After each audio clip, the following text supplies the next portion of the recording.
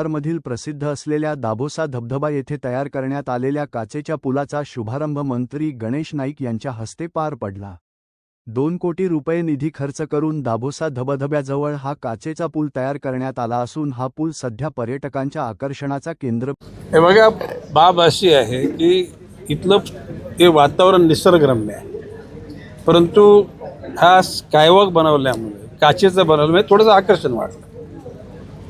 या ठिकाणी आता पर्यटक येतील, यांना कार पार्किंगसाठी जागा येते ना, ती तिथून 400-500 फुटावर कार पार्किंग केली जाईल। त्या कार पार्किंगचं कामसुद्धा ह्या एजन्सीच्या मार्फत गावच्या लोकांना मिळावं अशा प्रकारचे प्रयत्न राहतील।